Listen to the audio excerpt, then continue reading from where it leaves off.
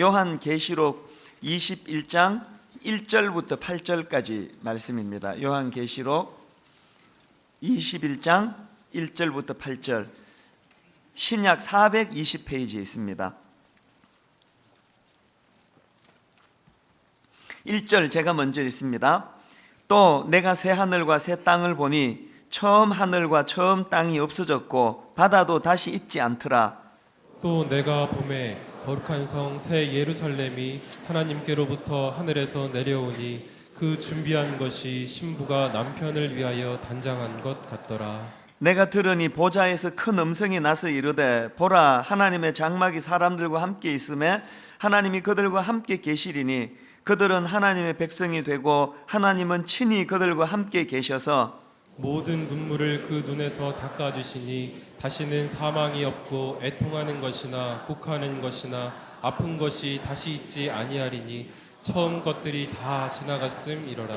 보좌에 앉으신 이가 이르시되 보라, 내가 만물을 새롭게 하노라 하시고 또 이르시되 이 말은 신실하고 참되니 기록하라 하시고 또 내게 말씀하시되 이루었도다. 나는 알파와 오메가요 처음과 마지막이라. 내가 생명수 샘물을 목마른 자에게 값없이 주리니 이기는 자는 이것들을 상속으로 받으리라. 나는 그의 하나님이 되고 그는 내 아들이 되리라. 그러나 두려워하는 자들과 믿지 아니하는 자들과 흉악한 자들과 살인자들과 음행하는 자들과 점술가들과 우상 숭배자들과 거짓말하는 모든 자들은 불과 유황으로 타는 못에 던져지리니 이것이 둘째 사망이라. 아멘. 이번 주 들어서 이제 이 계시록 21장을 가지고 이제 설교 준비를 쭉 하는 가운데 제 머릿속에 계속 그 유행가 가사, 제가 초등학교 때 나왔던 그 하숙생이라는 그 노랫말이 머릿속에 맴드는 것을 이번에 경험을 했습니다. 인생은 나그네 길, 어디서 왔다가 어디로 가는가. 이 한 줄이 계속 머릿속에서 이렇게 되뇌어졌는데요. 이런 내용의 노래 아닙니까? 인생은 나그네 길, 어디서 왔다가 어디로 가는가. 구름이 흘러가듯 떠돌다 가는 길에 정일랑 두지 말자, 미련일랑 두지 말자. 인생은 나그네 길, 구름이 흘러가듯 정처 없이 흘러서 간다. 계속 제가 이 노랫말이 머릿속에 맴도는데 그 노랫말을 가만히 보니까 이게 참 혼미한 인생이에요. 어디서 왔는지도 모르고 어디로 가는지도 모르고, 그래서 정을 줄 수도 없고 사랑을 나눌 수도 없고, 그래서 구름이 흘러가듯 그냥 이렇게 인생을 내맡기고 살아가는 그런 모습이 머릿속에 이렇게 떠올려지는 겁니다.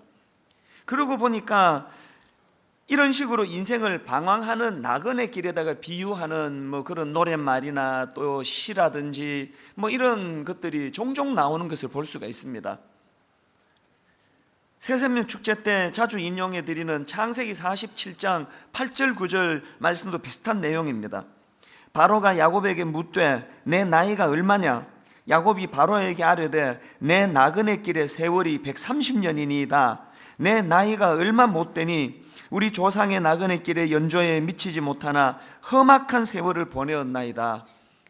야곱의 인생을 조금이라도 아시면은 참 이런 말 할만하다, 그런 험악한 세월을 보낸 인생이 야곱 아닙니까? 그런가 하면은 왕이었던 솔로몬도 비슷한 고백을 하는데요. 전도서 1장 2절 3절에서 이런 허무가를 노래합니다. 전도자가 이르되 헛되고 헛되며 헛되고 헛되니 모든 것이 헛되도다. 해 아래에서 수고하는 모든 수고가 사람에게 무엇이 유익한가? 14절에서도 내가 해 아래에서 행하는 모든 일을 보았노라. 보라, 모두 다 헛되어 바람을 잡으려는 것이로다. 지금 솔로몬이 뭘 경고하는 겁니까? 이 땅에서의 삶만을 붙잡고 사는 인생은 그 종착점이 이렇게 허무할 수밖에 없다. 왕으로 부귀 영광을 탁 누려본 솔로몬이 이런 허무가를 지금 노래를 부르며 우리를 경고하는 것입니다. 그러고 보니까요, 지난 5월 달에 영국에서 있었던 혼미한 일인데요, 참 믿겨지지 않는데 이게 실화랍니다. 5월 달에 영국에서 이제 큰 마라톤 대회가 열렸는데요, 거기에 출전한 선수들이 5,000명이 넘는 데입니다. 엄청난 선수들이 그 마라톤 대회에 출전을 했는데 놀랍게도요, 5천 명이 넘는 선수가 출전했던 그 마라톤 대회에 완주 한 사람은 딱 한 명밖에 없다는 거예요. 이게 어떻게 된 일인가 보니까요, 1등하고 약간 그 격차가 있게 달려가던 2등짜리 선수가 가다가 길을 잘못 들어간 거예요. 그래서 엉뚱한 길로 달리니까 나머지 3등부터 전부 그 2등을 보고 따라가 가지고 다 탈락했다는 거예요. 글쎄, 이 선진국 영국에서 이게 정말 믿겨지지 않은데 이게 실화라는 거예요. 그래서 제가 그 이야기를 들으면서, 야, 우리 인생이 이거하고 좀 비슷하다.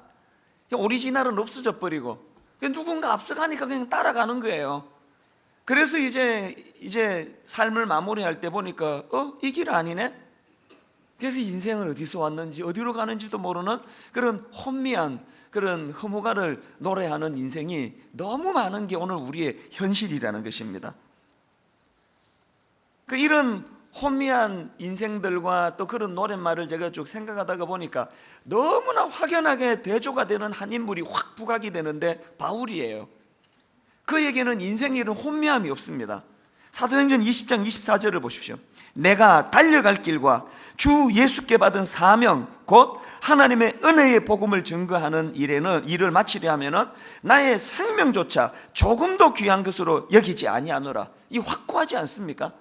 디모데후서 4장 7절에서도요, 나는 선한 싸움을 싸우고 나의 달려갈 길을 마치고 믿음을 지켰으니. 이 얼마나 확신에 찬 의존입니까? 여기에 뭐 자기 인생에 대한 주저함이란 게 없습니다.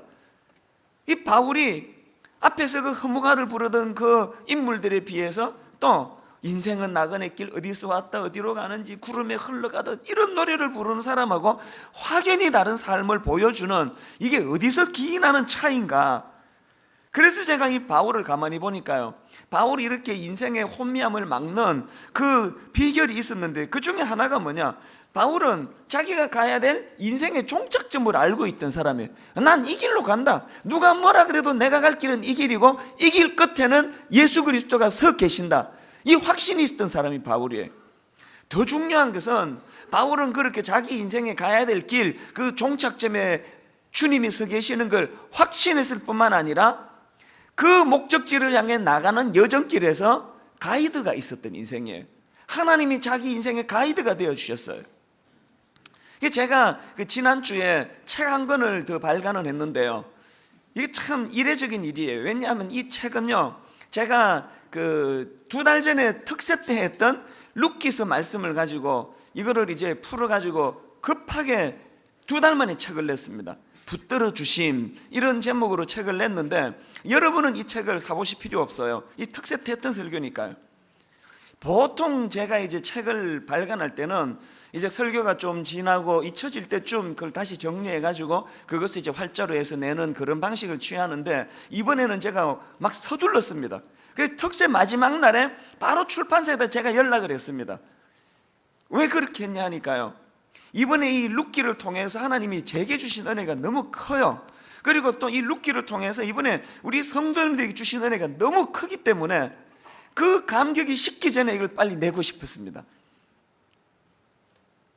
엘리멜렉이라고 하는 한 혼미한 인생이 인생의 궤도를 이탈해가지고 자기도 망하고 온 가족이 절망의 구름텅이를 헤매고 있을 때, 그야말로 그 마라토너들이 엉뚱한 길로 접어들어 헤매고 있는 그런 형국에 하나님께서는 그 룻과 나오미의 인생을 불쌍히 보셔서 그를 붙들어 주셔서 다시 정상 궤도로 옮겨가는 그 말씀을 묵상하는데 얼마나 마음에 뜨거움이 있는지 몰랐습니다.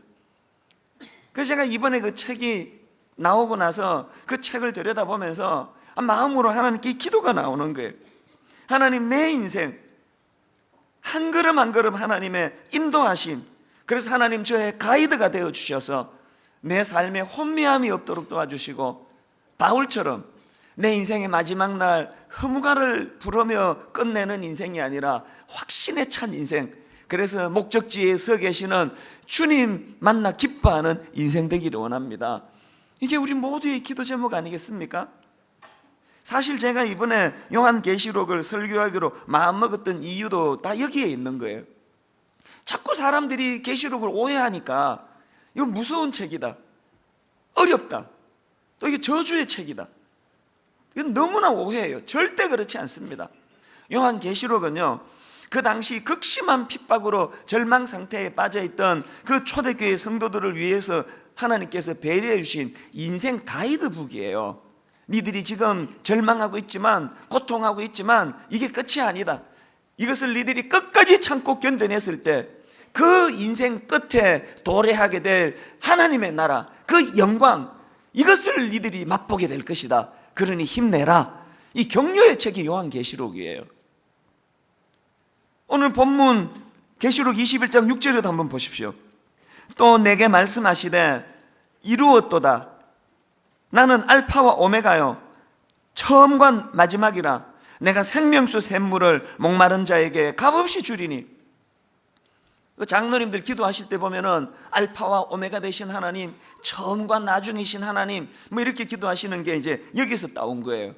그래서 우리는 알파와 오메가를 가지고 이제 해석할 때 이제 이 알파와 오메가는요, 헬라어 알파벳 첫 자가 알파고요, 헬라어 알파벳 마지막 그 철자가 오메가예요. 이 영어로 A가 첫 알파벳이고 Z가 마지막 알파벳이죠. 그래서 이제 처음과 나중이라를 이제 시작이요 끝이라는 뜻으로 그렇게 우리는 해석합니다. 그 맞는 해석이에요. 그러나 여러분, 더 깊이 들어가 보면요, 주님께서 나는 알파와 오메가를 할 때는 그 정도가 아니고 더 깊은 의미가 있습니다. 이 주님이 나는 알파와 오메가라는 이 말씀을 하실 때 그 속에 하나님의 어떤 비장함이 거기 담겨 있는 거예요. 어떤 비장함입니까? 나는 시작한 일은 끝까지 책임지는 하나님이다. 나는 시작한 일은 끝까지 완성하는 하나님이다. 그러고 보니까요, 23살 내 인생이 혼미한 상태에 빠져 있을 때, 목사들이지만 그 이전에 하나님을 인격적으로 만난 적도 없고 그냥 교회만 왔다 갔다 했던 그런 인생이었던 저였는데, 하나님 내 인생의 밑바닥을 헤맬 때 알파로 저에게 다가오셨어요. 상상을 초월하는 은혜를 저에게 주시고, 그렇게 엘리멜렉 그 몰락한 엘리멜렉 가문에게 그렇게 주셨던 것처럼 하나님께서 저를 붙들어 주심으로 말미암아 그 알파의 하나님을 제가 경험하고요, 그 이후로 지금 30년이 지난 오늘에 이르기까지 그 하나님의 인도하심, 그 붙잡아 주시는 하나님 은혜를 누리면서 살고 있는 거예요. 그래서 제가 확신하는 게 뭐냐, 내 인생의 마지막 날 하나님께서는 오메가 하나님으로 내게 다가오심으로 내 인생의 마지막까지 인도해 주실 것이다. 이 붙들어 주시는 하나님, 그 하나님의 비장한 자기 선포가 그게 나는 알파요 오메가라는 거예요. 오늘 여러분, 과거에 알파로 찾아오신 그 하나님께서 여러분 인생의 오메가까지 인도해 주실 줄 믿으시기를 바랍니다. 이 믿음을 바울이 갖고 있었기 때문에 그는 인생은 어디서 왔다 어디로 가지? 이런 나약한 노래를 부르는 사람이 아니었다는 사실입니다. 이런 맥락에서 저는 오늘 본문을 이제 3주 동안 살펴보는 이 계시록 21장, 22장은요, 이제 계시록의 어떤 의미에서 가장 중요한 대목이에요. 자, 오늘 본문 21장 1절 2절을 한번 보시겠습니까? 우리 같이 한번 읽어보시겠습니다. 또 내가 새 하늘과 새 땅을 보니 처음 하늘과 처음 땅이 없어졌고 바다도 다시 있지 않더라. 또 내가 보매 거룩한 성 새 예루살렘이 하나님께로부터 하늘에서 내려오니 그 준비한 것이 신부가 남편을 위하여 단장한 것 같더라. 여기 보면 지금 사도 요한은 몸은 밤모습에 갇혀 있습니다. 몸은 비참한 상황입니다. 그리고 초대교회 성도들이 현실은 너무나 절망적이에요. 그 악한 로마의 압제로 신음하는 상황이에요. 그런데 사도 요한이 뭘 봅니까? 장차 완성될 하나님의 교회를 상징하는 새 예루살렘을 예비해 두셨다. 장차 도래하게 될 하나님 나라, 새 하늘과 새 땅을 준비해 두셨다. 요한이 그걸 본 거예요. 신앙생활은 다른 게 아닙니다.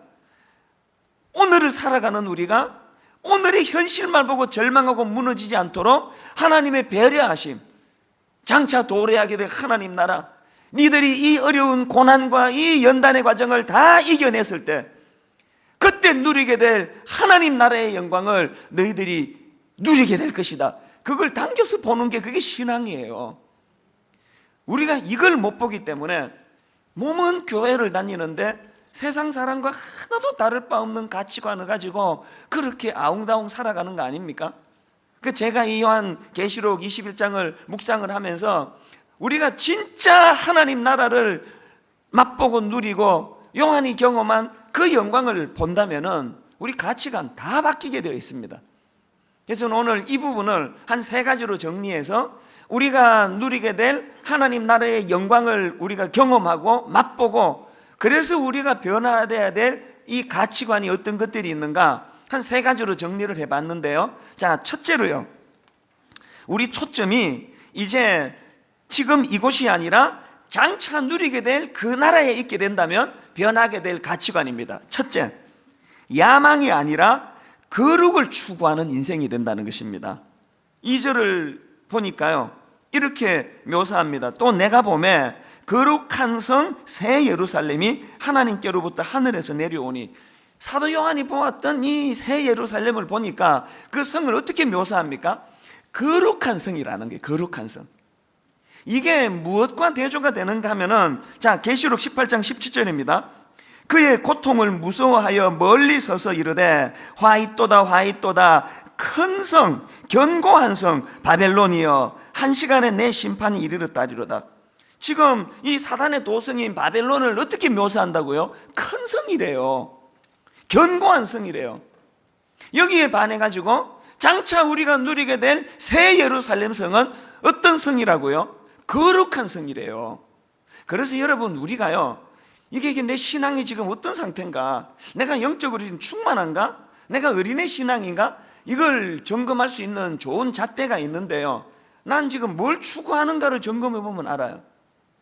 뭐 목사고 뭐 장로고 권사고 타이틀은 삐까뻔쩍 하는데요, 여전히 우리가 그냥 큰 거 추구하고 성공적인 거 추구하고 유명한 거 추구하고 그러면 우리는 어린아이예요. 솔직히 말씀드리면 부끄럽지만요, 교회를 개척하고 또 신학교 다닐 때 마찬가지예요. 교회를 개척하고 초기에 우리 교회가 막 이렇게 사람이 막 미어터지게 모여드는 것을 너무너무 기뻐했던 적이 있습니다. 정직한 저의 고백이에요.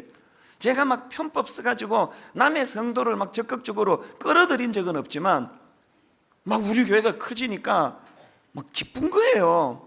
부인할 수가 없어요. 더 놀라운 건 지금도 기뻐요. 난 지금도 우리 교회가 3만 명이 되고 4만 명이 되기를 꿈꾸고 갈망하는 본능이 제 안에 있습니다. 그러나 여러분, 신앙생활은요, 정답을 아는 거예요. 정답을 알아가는 거예요. 여전히 내 본능은 분당 우리 교회가 이제 2만 명을 넘어 3만 명, 3만 명을 넘어 4만 명, 5만 명, 그런 갈망이 내 본능에 자리 잡고 있지만 정답을 알아버린 거예요. 하나님 나라는 큰 성이 아니구나, 하나님 나라는 거룩한 성이구나. 이 정답을 알면은 우리가, 여러분, 오늘 정답을 알았다고 내일 정답대로 사는 인생이 아니에요. 살아내려고 몸부림칠 뿐이에요. 자꾸 몸부림을 치니까 이제 제 안에서 큰 성을 원하는 마음은 자꾸 줄어들어가는 게 느껴져요. 이게 자꾸 제 마음에서 그게 느껴지고요, 정말 하나님 앞에 내가 거룩한 종이 돼야 되겠다, 사람들에게 유명하고 인기 있고 이게 중요한 게 아니고 하나님 앞에 내가 거룩한 종이 돼야 되겠다, 그런 열망이 제 안에 자꾸 살아나는 것도 사실이에요. 우리가 정답을 알게 되면, 그리고 그 정답을 추구하면 언젠가는 우리가 알고 깨달은 정답대로 사는 인생이 될 줄로 믿습니다. 그래서 성경에 그 정답을 이렇게 말씀하십니다. 디모데후서 2장 20절 21절 큰 집에는 금그릇과 은그릇뿐 아니라 나무그릇과 질그릇도 있어 귀하게 쓰는 것도 있고 천하게 쓰는 것도 있나니 그러므로 누구든지 이런 것에서 자기를 깨끗하게 하면 귀히 쓰는 그릇이 되고, 그 다음 보세요, 거룩하고 주인의 쓰심에 합당하며 모든 선한 일에 준비함이라. 세상 사람들은 능력 있는 사람 좋아하고요, 그릇 큰 사람을 좋아하는데 우리 하나님이 쓰시기에 합당한 사람은 깨끗한 그릇이라는 거예요. 거룩한 그릇이라는 거예요. 오늘 우리가 그저 안달복달하는 눈에 보이는 이것만 보고 살고 그렇게 살아가면 우리는 큰 것만 추구할 수밖에 없는 인생인데, 요한처럼 거룩하신 하나님 은혜로 영안이 열려 장차 도래하게 될 하나님 나라의 영광을 맛보게 된다면 이제는 우리가 거룩을 추구하는 인생이 될 줄로 믿습니다. 사실 이 거룩이라는 단어는요, 히브리어로 그 카도시라는 이 단어는 구별된 것, 이런 어원적 뜻을 갖고 있는 단어예요. 그래서 거룩은 뭐냐? 세상과 구별되는 게 거룩이에요. 세상은 큰 걸 추구할 때 나는 그것과 구별되어 사는 삶, 이게 거룩이에요. 제가 미국에 제가 존경하는 그 목사님이 계시는데요, 한 번은 이 목사님이 이런 말씀을 하세요. 이제 미국에서 자라니까요, 태어나고 자란 그 아이가 이제 아버지가 자꾸 교육을 하느라고 이제 그렇게 하면은 얘가 언제부터 자꾸 이렇게 말한다는 거예요. 아빠, 에브리바디가 다 그렇게 해요. 영어 했습니다. 에브리바디가 다 그렇게 산다는 거예요.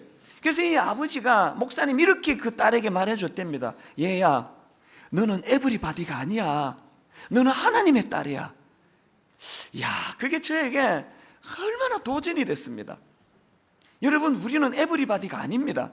온 세상 사람이 다 그렇게 살고 온 세상 사람들이 탐욕에 쩔어 살아서 세상이 다 그렇게 살아요. 우리는 이렇게 변명할 수 없는 건 우리는 에브리바디가 아니고요, 하나님의 자녀인 줄 믿으시기를 바랍니다. 이걸 자각하는 게 이게 거룩이에요. 그런가 하면은 두 번째로 우리가 기억해야 되는 건요, 우리가 요한처럼 그 하나님 나라의 영광을 맛보면은 가치관이 어떻게 변하느냐? 물질적 풍요가 아니라 하나님과의 친밀감 회복을 추구하는 인생이 된다는 거예요. 제가 의도적으로 그 괄호 안에 넣은 것은요, 과거에 우리가 추구했던 것을 제가 담아 본 거예요. 그 저희가 살던 60년대, 70년대에는 참 가난했잖아요. 그 중에서도 제가 살던 동네는 또 더 가난한 동네였는데요. 그러다 보니까 그래서 그런지 그 목사님이 이렇게 설교하실 때, 천국을 묘사하실 때 이 물질적으로 많이 묘사하시더라고요. 천국이 얼마나 좋은지 아십니까? 천국에는 성곽이 벽옥으로 쌓여 있고, 성은 정금으로 되어 있고, 각종 보석으로 꾸며져 있고, 문은 진주로 꾸며져 있습니다. 막 이렇게 설교를 하면 막 성도들이 막 부러워하고 그랬어요. 그래서 제가 생각해 보니까요, 그 목사님이 왜 이렇게 설교했을까 보니까 너무너무 가난하던 시대니까 이렇게 물질적인 풍성함으로 천국을 묘사하면 그것 바라보고 이제 믿음이 좋아져서 천국을 갈망하라고 그렇게 설교하신 것 같은데, 근데 불행하게도 그것은 여러분, 천국의 전곡을 찌르는 설교가 아니에요. 천국은요, 보석으로 꾸며져서 특징이 있는 게 아닙니다. 그러면 지금 여기 부자들, 보석으로 치장하고 사는 사람들은 누가 천국 가고 싶겠습니까? 나 지금 다 누리고 있는데. 천국의 특징은 물질적으로 풍성함으로 설명하면 안 되는 거예요. 그래서 오늘 본문 3절에 보니까 주님께서 친히 하나님 나라의 본질을 이렇게 설명합니다. 이 3절 같이 한번 읽어보시겠습니다. 내가 들으니 보좌에서 큰 음성이 나서 이르되, 보라, 하나님의 장막이 사람들과 함께 있음에 하나님이 그들과 함께 계시리니 그들은 하나님의 백성이 되고 하나님은 친히 그들과 함께 계셔서. 여기 나오는 하나님 나라의 본질은요, 물질의 화려함이 아니라 하나님과의 친밀감의 회복의 상태, 이게 천국이에요. 그렇기 때문에 우리가 하나님 알지 못하던 때는 물질적인 것무엇을 추구하는 인생이었다면, 이제 우리가 하나님 나라를 갈망한다면 하나님과의 친밀감을 추구해야 됩니다. 이 친밀감이라는 단어를 저는 참 좋아하는데 영어로 intimacy라는 이 단어예요. 여러분, 이 영적인 인티머시가 얼마나 중요한지 몰라요. 그런데 중요한 건 뭐냐? 이 인티머시는요, 저절로 생기는 게 아니에요. 노력을 해야 습득이 되는 거예요.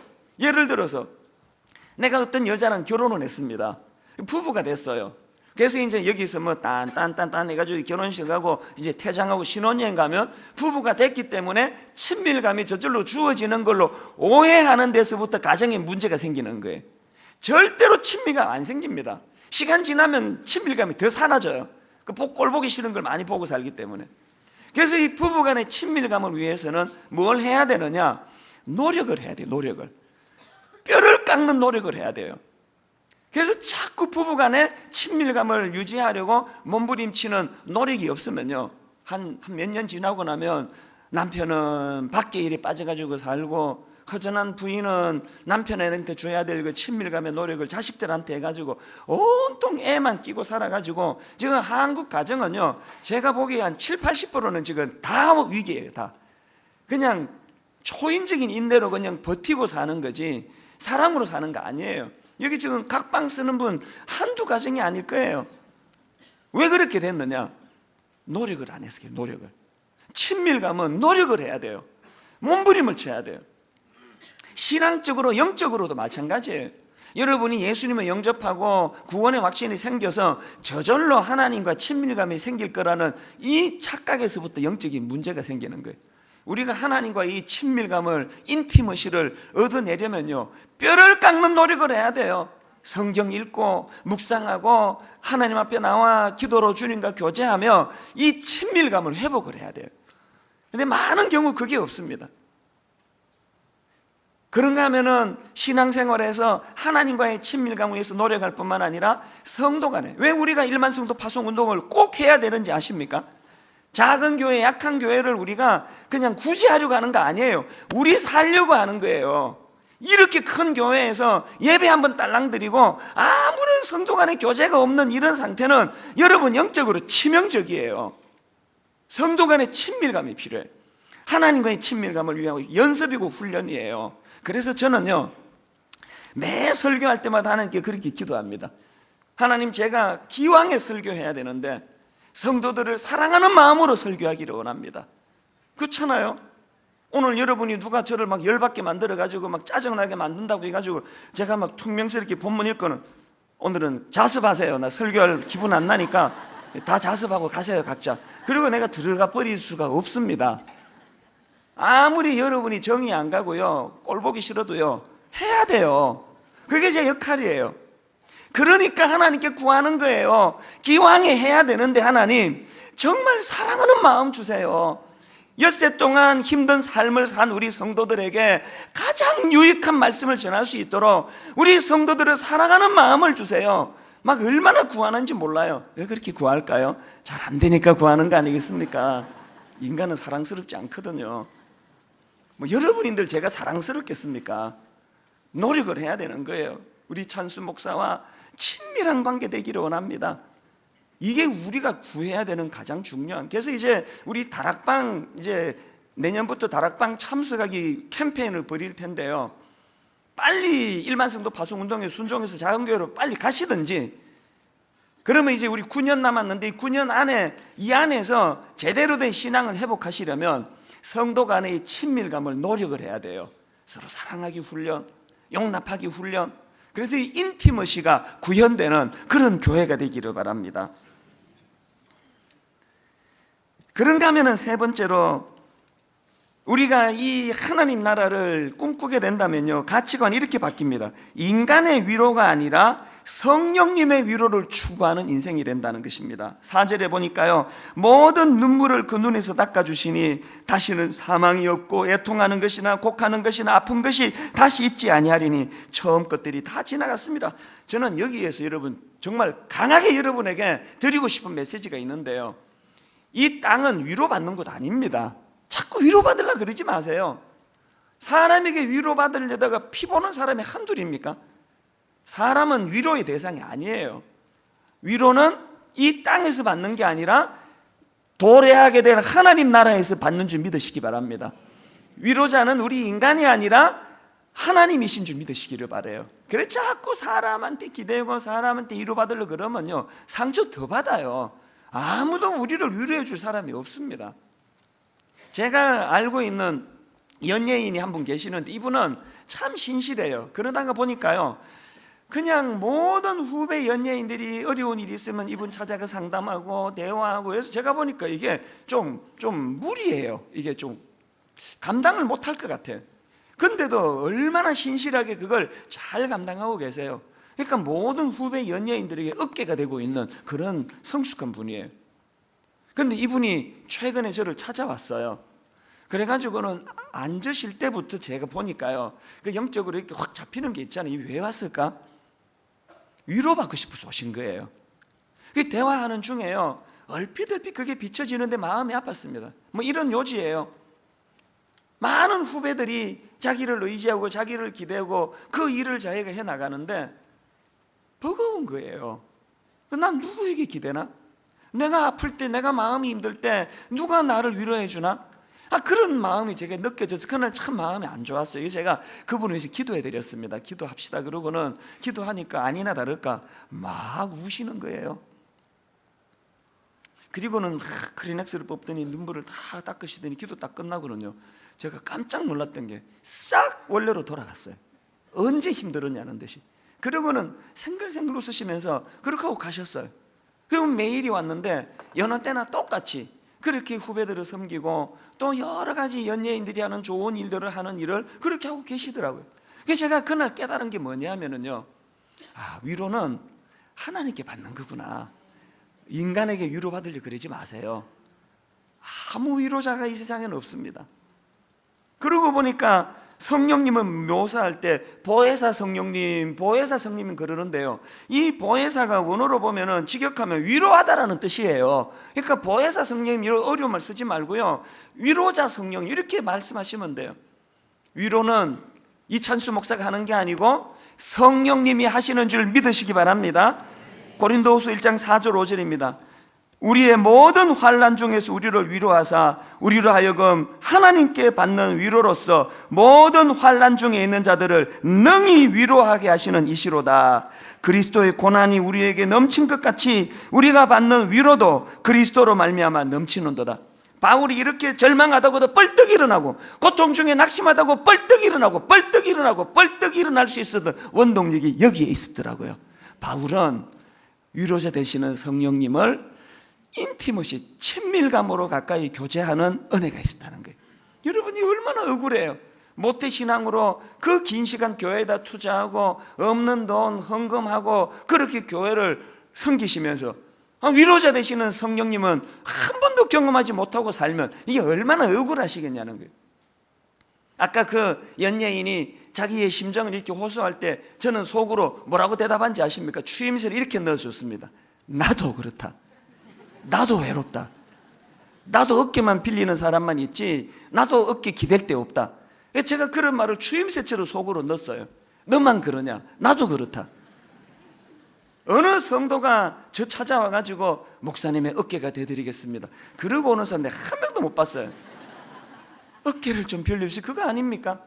그러나 제가 여러분 옥하는 목사님도 안 계시고 뭐 아무 어른도 안 계시고 누구에게도 내가 기댈 데가 없는 그런 고독한 단임 목사가 됐지만 씩씩하게 잘 살 수 있는 것, 자고 나면 또 괜찮아지는 것, 자고 나면 또 회복이 되는 것, 저 안에 계시는 성령님이 저의 위로자 되는 줄 믿으시기 바랍니다. 이게 믿음이에요. 이게 최근에 어떤 분이요, 예전 6월 달인가 우리가 이 설교를 했지 않습니까? 그때 그 설교 내용은 제가 기억이 안 나는데요, 마지막으로 우리 찬양을 불렀잖아요. 나 지금 말고 훗날에, 나 지금 말고 훗날에. 그때 이 찬양을 불렀던 기억이 나요. 이분이 연세가 좀 드신 권사님인데 그날 엄청나게 은혜를 받았다는 거예요. 지금 영적으로 교회적으로 어려움이 있어가지고 너무나 공고하고 낙심된 상황이었는데 목사님 설교를 듣고 얼마나 위로를 받고 회복을 얻었는지 모릅니다. 그래서 제가 최근에 그 편지를 바꿔서 이 노랫말 가사를 다시 봤어요.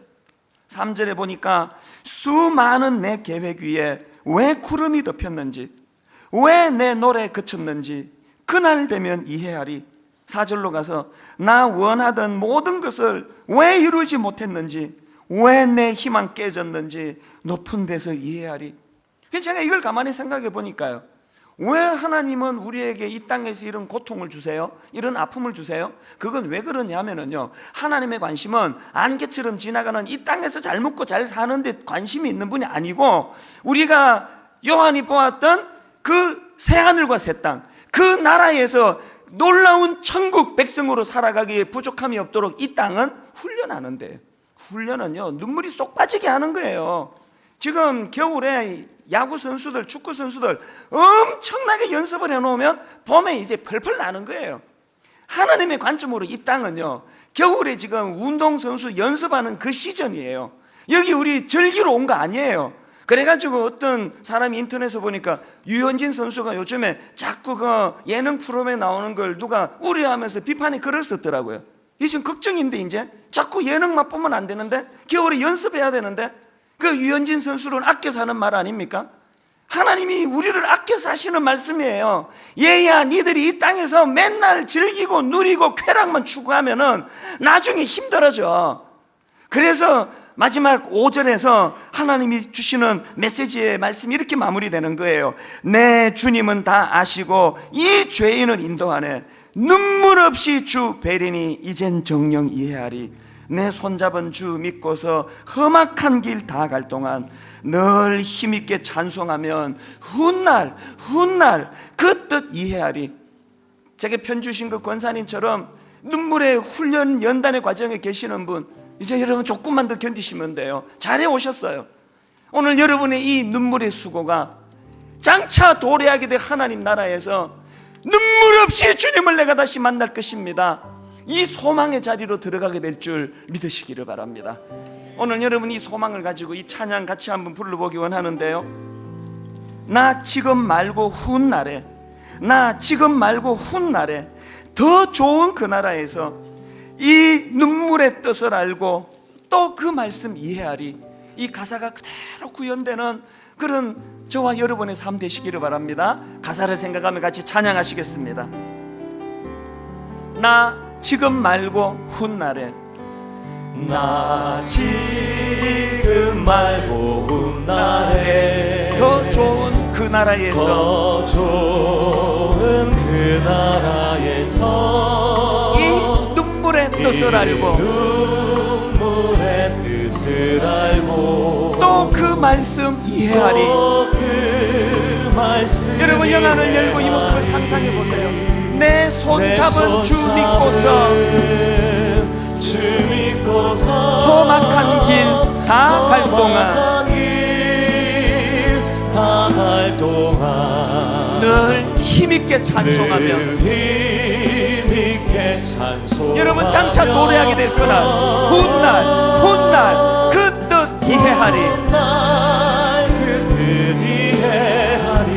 이곳에서 못다한 일, 이곳에서 못다한 일, 그곳에서 끝마치고 그곳에서 끝마치고 저 하늘의 비밀 풀며 저 하늘의 비밀 풀며 그때 모두 이해하리. 그때 모두 이해하리. 여러분 사도 요한처럼 영안을 열고 내 손잡은 주 믿고서 비록 험한 이 땅길 살아가지만 험악한 길 다 갈 동안 늘 힘있게 찬송하며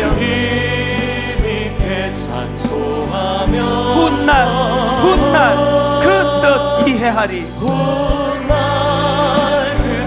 아픈 마음으로 노래합니다.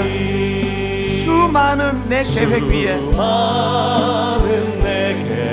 왜 구름이 덮였는지, 왜 구름이 덮였는지, 왜 내 노래 그쳤는지, 내 노래 그쳤는지 소망이 이겁니다. 그날 되면 이해하리. 내 손잡은 주 믿고서 험악한 길 다 갈 동안 늘 힘있게 찬송하며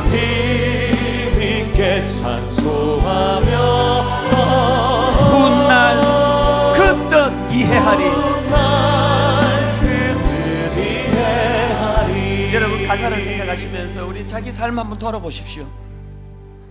다윗처럼 나그네 인생길 험악한 세월을 보냈습니다. 누구라서 이런 고백 안 할 인생이 있습니까? 한 해 한 해 시간이 지나가고 또 이제 달력 뜯고 보니까 12월 달이에요. 마음에 안개처럼 밀려오는 공허함이 찾아올 때 그때 내가 바라봐야 되는 건 하나님 나라예요.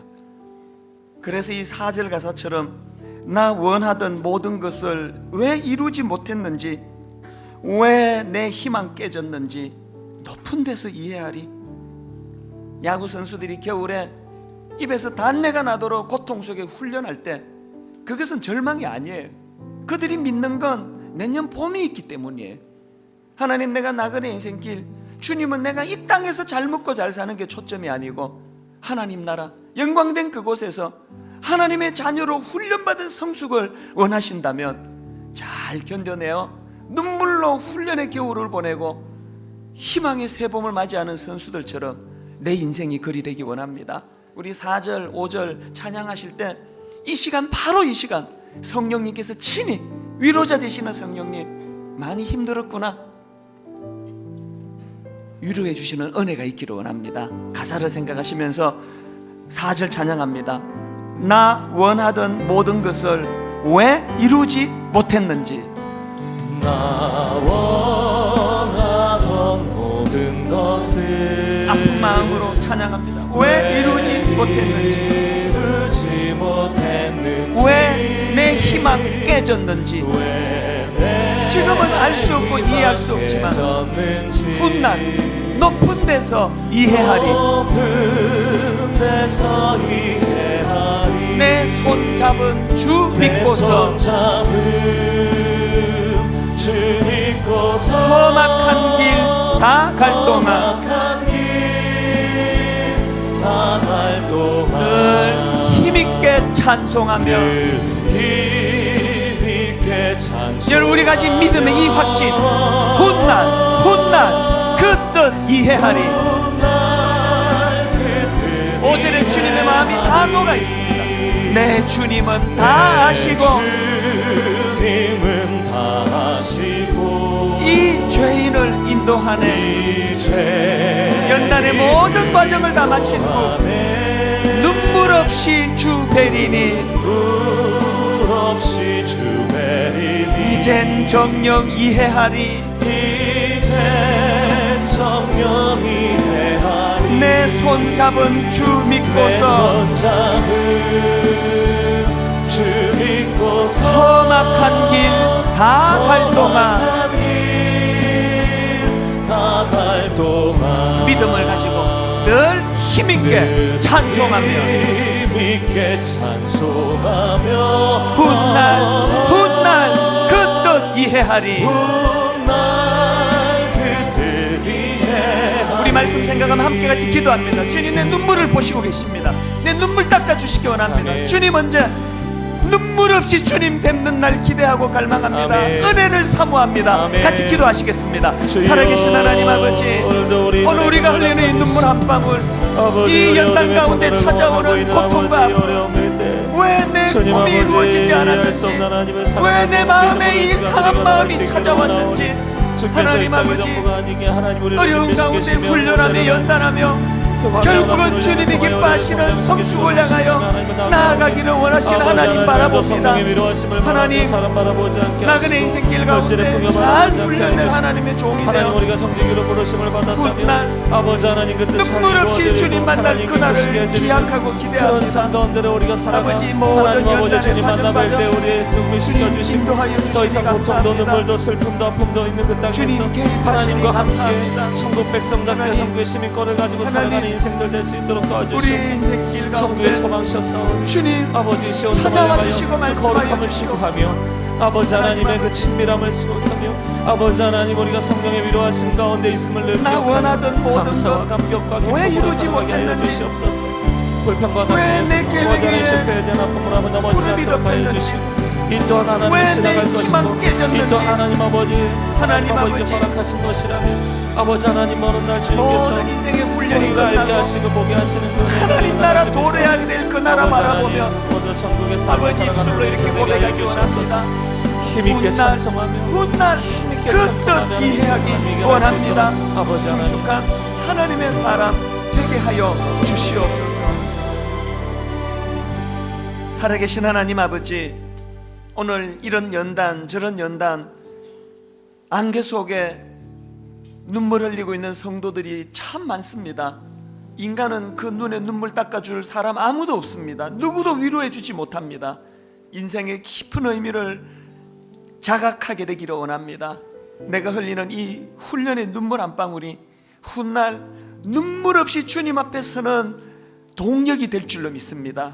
하나님이 이 어려운 한겨울의 연단 훈련 과정을 잘 이겨내어 새봄이 올 때 훌륭한 야구 선수로 관객들 앞에서는 꿈을 가지고 연단하는 그 선수들처럼 우리에게도 이 꿈을 주셔서 하나님 성숙한 하나님의 사람으로 아버지 인도하여 주시옵소서. 그 믿음을 회복시켜 주시기 원하옵고 예수님 이름으로 기도드립니다. 아멘. 이제 우리 다 자리에서 일어나셔서 위로자 되시는 성령님을 이렇게 찬양합니다. 허무한 시절 지날 때, 깊은 한숨 내쉴 때,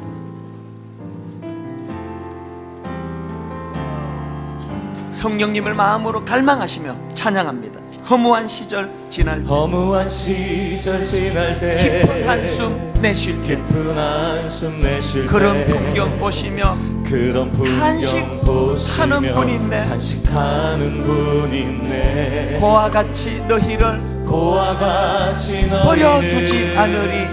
버려두지 않으리. 내가 너희와 영원히 내가 함께하리라. 너희와 영원히 여러분이 확신을 가지고 선포하십니다. 성령이 오셨네. 성령이 오셨네. 성령이 오셨네. 성령이 내 오셨네. 주에 보내신 성령이 오셨네. 우리 인생 가운데, 우리 인생 가운데 친히 찾아오셔서 그 나라 꿈꾸게 하시네. 억눌린 자, 갇힌 자, 억눌린 자, 갇힌 자유함이 자, 없는 자, 자유함이 없는 자, 피난처가 되시는 성령님 계시네. 여러분 여기서 믿으시기 바랍니다. 주의 영이 계신 곳에 주의 영이 계신 참 곳에 자유가 있다네. 자유가 있다네. 진리의 영이신 진리의 성령이 오셨네. 영이신 성령이 참 위로자 되시는 성령님 찬양합니다. 성령이 오셨네. 성령이 오셨네. 성령이 오셨네. 성령이 오셨네. 내 주에 보내신 성령이 오셨네. 우리 인생 가운데 친히 찾아오셔서 그 나라 꿈꾸게 하시네. 우리도 주 안에 자유하며 선포하시오. 성령이 오셨네. 성령이 오셨네. 성령이 오셨네. 성령이 오셨네. 내 주에 보내신 성령이 성령이 오셨네. 오셨네. 우리 인생 가운데 친히 찾아오셔서 그 나라 꿈꾸게 하시네. 그 나라 꿈꾸게 하시네. 그 나라 꿈꾸게 그 나라 꿈꾸게 하시네. 그 나라 꿈꾸게 하시네.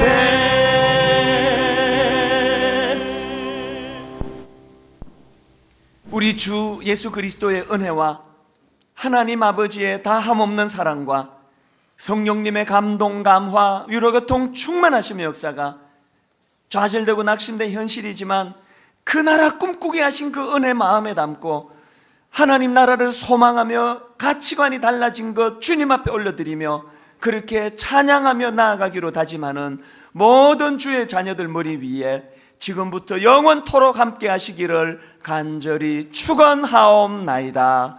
아멘.